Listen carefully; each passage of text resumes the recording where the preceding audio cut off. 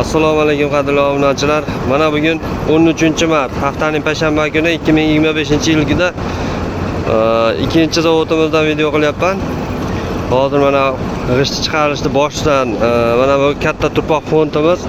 Bu yerdan pagruschigimiz bu yerga tashlaydi. Bu yerda maydalab beradi. Katta kichkina turpoqlarni, kesaklarni maydalab beradi. Mana bu holatga keltirib beradi.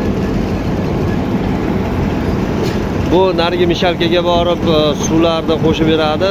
Namgarchiligini o'rta holatga keltirib, narigi mishalkada pirislab qattiq qilib chiqarib beradi. Hozir u tarafdan ham ko'rsatib o'tamiz.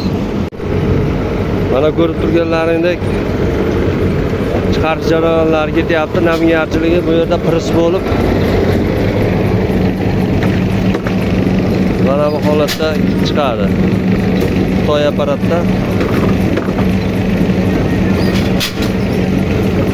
bu ishlarimiz standart holatda 6, 12, 25 bo'ladi.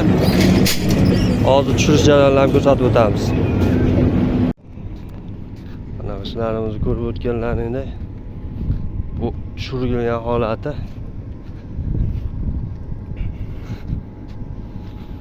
Sariq turpoqni, toza turpoqni xohlasa.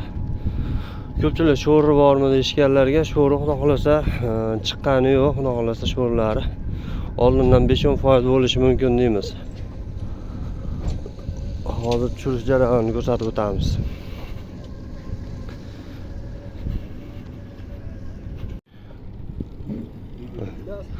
Ko'rib o'tganlaringiz mana shu holatda tushiriladi.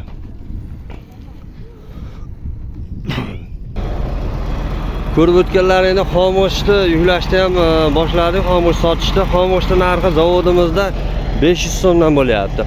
Hozir sizlarga pishgan g'ishtni ko'rsatib o'taman hozir. Ana ko'rib o'tganlaringdek pishib tayyor holatga kelgandan keyin xumdonni ichiga olib kiriladi. Mana shu holatda tayyorlab chiqarib ishlarimiz. Mana sifatlari. Ranglari atlasli holatda. Zavodimizda o'zida 850 so'mdan vodiy bo'ylab kelishilgan narxlarda yetkazib beramiz. Shu videolarni ko'rishguncha